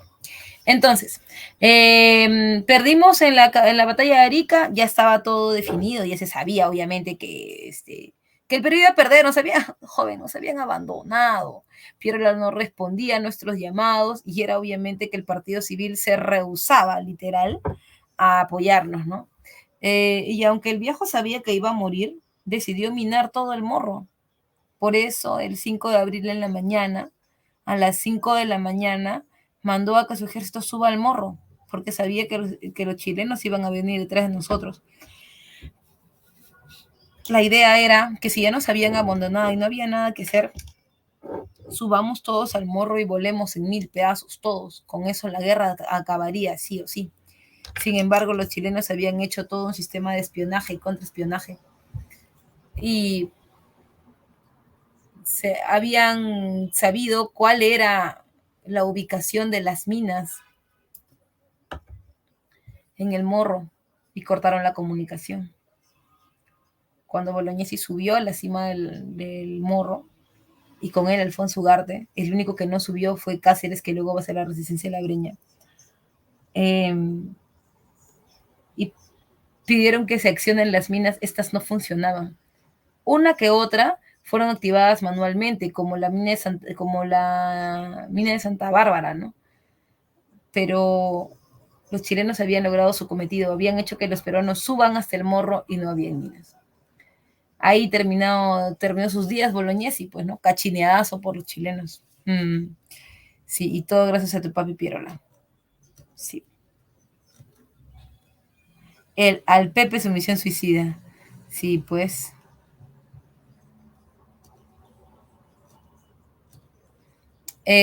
Bueno, luego la campaña sube hacia el norte y en esta campaña los chilenos al mando de Patricio Lynch destruyeron las haciendas azucareras. Los hacendados pagan cupos. Mira, eso era lo que temían mucho los civilistas, ¿no? Su gran temor era que la guerra llegara al norte, porque era algo también que a los chilenos les asombraba mucho. ¿Cómo era posible que el Perú, habiendo perdido la campaña marítima, habiendo perdido prácticamente la campaña terrestre, siguiera en la guerra? Si la plata salía del salitre, ¿por qué el Perú seguía vivo? Y es que el Perú nunca estuvo articulado económicamente. Aunque eso te parezca ahora una desventaja, en esa época fue una ventaja, porque los chilenos rompían, destruían el salitre, se quedaban con él y aún el Perú seguía funcionando. Destruían las haciendas de la sierra y el Perú seguía funcionando. Destruían las haciendas del norte y el Perú seguía funcionando. ¿Qué pasaba? Que no estaban articuladas las economías. Pues. Por eso es que ellos deciden ir hacia el norte y en el norte bajarse todas las haciendas azucareras. Las palabras de Lynch fueron textuales, ¿no? Maldita sea esa tierra, hasta los palos dan frutos. Se refería a la caña de azúcar, ¿no? Los civilistas no podían soportar semejante problema ahora que se venía, ¿no? Que era el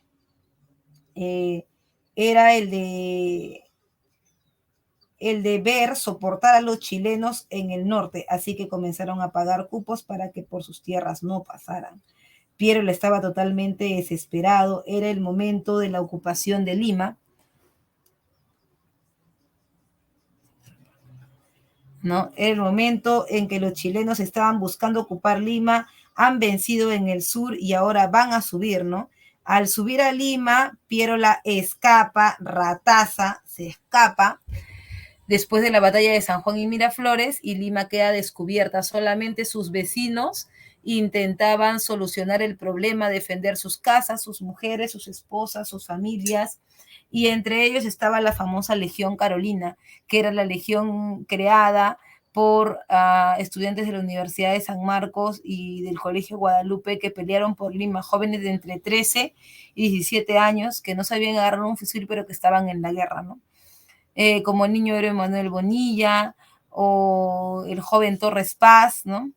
En Lima va a haber resistencia, por supuesto que la va a haber, ¿no? Aunque no hay un presidente, se genera un gobierno de transición que es el gobierno de la Magdalena o el gobierno de García Calderón. El gobierno de García Calderón o la Magdalena se desarrolla en el actual distrito de Pueblo Libre.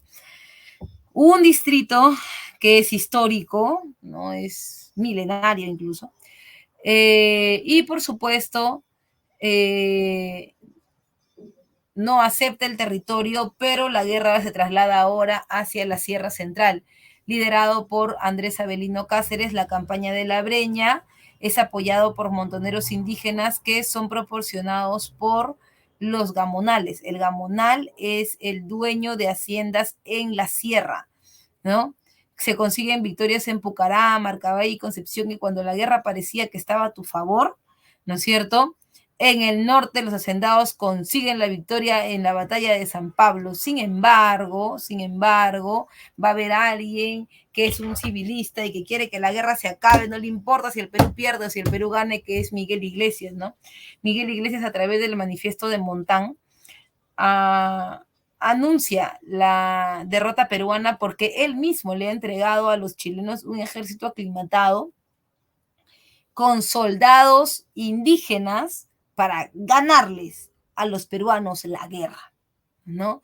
Como consecuencia, llega el fin de la Guerra del Pacífico. La guerra incluye la firma del Tratado de Ancón en el año 83. El Perú entrega de forma perpetua, permanente Tarapacá, o sea, Chile toma, mira, Antofagasta no era chileno, Antofagasta era boliviano. Chile toma Antofagasta, Tarapacá, Arica, ¿no es cierto?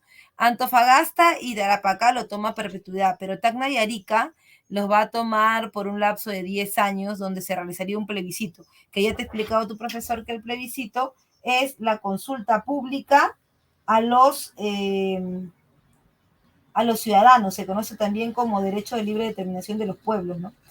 Entonces, bajo este derecho se le preguntaría a la población después de 10 años con quién se querían quedar, si con el Perú o con Chile, ¿no? Finalmente, después de la guerra, entre el 83 y el 89, el Perú queda muy mal económicamente, y al quedar mal económicamente se busca la restauración. El primer presidente de la restauración es tu papi, Miguel Iglesias, ¿no es cierto? Miguel Iglesias recibe un Perú en crisis social, con levantamientos indígenas y crisis políticas con el nuevo ascenso militar. La gente va a volver a creer en los militares porque tienen miedo de que la guerra se vuelva a encender, ¿no? Y era mejor que gobierne un militar para que no sufran, ¿no? Para que no vuelvan a ocupar los chilenos el territorio peruano. Esta reconstrucción nacional está dentro de algo llamado segundo militarismo. Recuerda, la reconstrucción nacional es igual al segundo militarismo más el segundo gobierno de Nicolás de Piérola. En el segundo militarismo, tu primer presidente es Miguel Iglesias, que reconstruye la Biblioteca Nacional y soporta la rebelión de Tusparia. ¿Por qué la soporta? Porque Miguel Iglesias vuelve a poner el tributo indígena, el impuesto o también llamado contribución, que es la obligar al indígena a pagar impuestos, sabiendo que ellos también han quedado mal después de la guerra. Luego está el primer gobierno de Andrés Avelino Cáceres, que le da un golpe de Estado a Iglesias y firma el contrato Grace. El contrato Grace tiene un objetivo, pagar la deuda externa. Profe, ¿lo logra? Sí lo logra. Sí logra pagar la deuda externa a través de concesiones, ¿no? Que es entregarle todos los recursos naturales que se puedan para poder pagar eso. Se crean las juntas departamentales, que descentralizan el poder, ¿no? O sea, son como gobiernos regionales, que cada uno tiene su presupuesto propio, tienen jurisdicción propia, ¿no? Y por último, está el gobierno de Remigio Morales Bermúdez, que trae consigo la ley de inmigración del 93, pero lo más importante de esto, del gobierno de Remigio Morales Bermúdez, es que en este gobierno se cumplían ya 10 años, ¿no? 10 años del fin de la guerra contra Chile y se suponía que se iba a llamar un plebiscito. Plebiscito que fue respondido por Chile con una negativa para el Perú y que además nos amenazaron hasta de invadirnos porque en el 28 de julio del año 93 nos enviaron una corona de muerto, como diciendo no te metas con nosotros ni nos quieras quitar lo que ya tenemos porque te vas a morir, ¿no? Por eso dejamos en stand-by este pedido, esta petición, ¿no?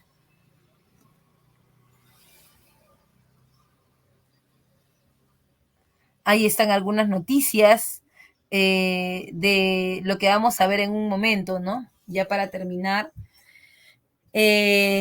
Cuando termine el gobierno de Remigio Morales Bermúdez, toma el gobierno Andrés Avelino Cáceres nuevamente por segunda vez. Los civilistas no pueden soportar a Cáceres porque él es el vivo recuerdo de que su resistencia los ha dejado prácticamente en la ruina y no lo quieren ver como presidente. Por eso hay que hacer lo que sea para bajarlo del carro. Y esa es la segunda oportunidad que se le va a dar a Piérola, ¿no? A Piérola se le va a dar la oportunidad de destruir a Cáceres. ¿Cómo? Con una guerra civil. La última guerra civil librada en la ciudad de Lima. Ahí en la ciudad, aquí en la ciudad, no se va a volver a pelear más. Sin embargo, Cáceres y Piérola se van a enfrentar. Cáceres solo con su ejército y Piérola unido en su partido demócrata al partido civil.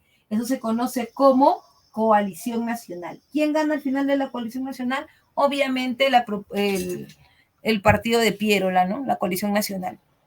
La coalición nacional genera el segundo gobierno de Nicolás de Piérola. En su gobierno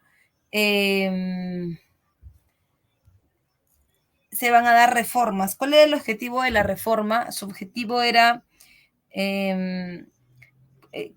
crear las condiciones para que nazca la República Aristocrática, ¿no? Por eso, lo más importante es la reforma electoral, ¿no? Porque la reforma electoral dice que el voto es directo y solo para alfabetos. Directo quiere decir, antes, por ejemplo, antes de esto, si tú querías votar por presidente, votabas por un grupo de personas notables que luego ellos se unían y votaban por quién va a ser el presidente. Eso es indirecto. Ahora va a ser directo. Tú vas a elegir al candidato presidencial. Y es solo para alfabetos. Esto cierra mucho el universo de los votantes, porque en su mayoría los únicos que saben leer y escribir son los civilistas.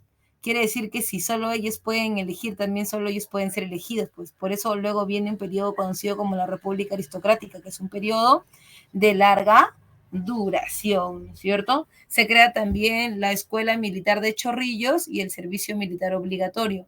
Escuela Militar de Chorrillos para los oficiales y el servicio militar obligatorio para la tropa. Pero además, en la Escuela Militar de Chorrillos, la idea es generar un sistema de alejamiento de la política de los militares.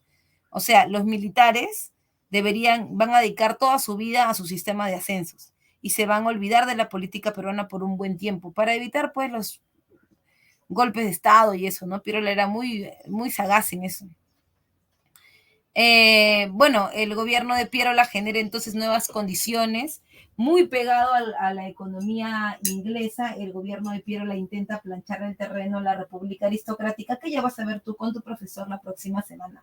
Entonces, hasta ahí va a llegar mi separata del día de hoy. No sé si alguien tiene alguna duda, alguna consulta sobre esto.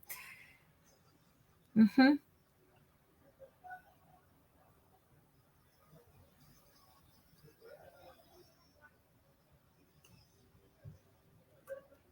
Ok. Eh, bueno, yo voy a presentar la diapositiva y te voy a poner las claves en todo caso. Ya yo no he tenido mucho tiempo para poder resolver las preguntas, pero voy a dar las claves para que no pues quedes en el aire. Y nada, te agradezco por tu paciencia al principio, y por estar ahí atento. No. Entonces te voy a dar las claves. Vamos a ver.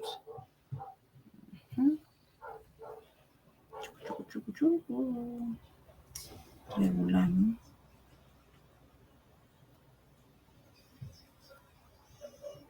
Semana 10. Aquí está.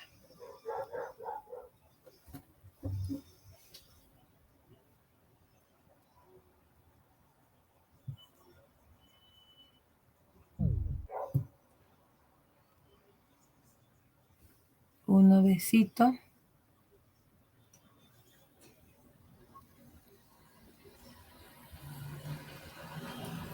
Esto no es.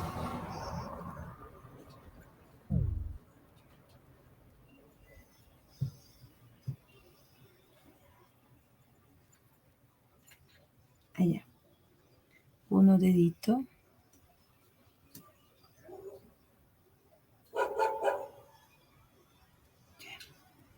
Sí, un dedito.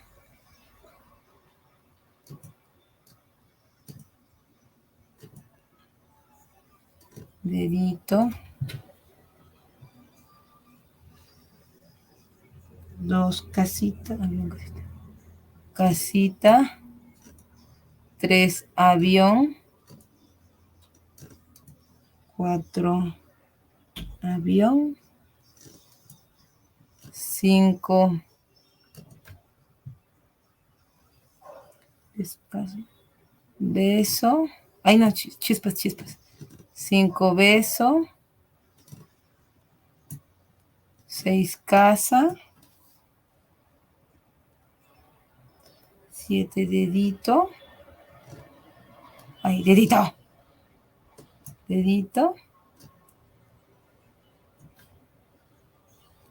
y 8 avioncito. Servido, señores, espero que haya sido todo de su agrado. Nos vemos en una próxima oportunidad. Chao, chao. Chao.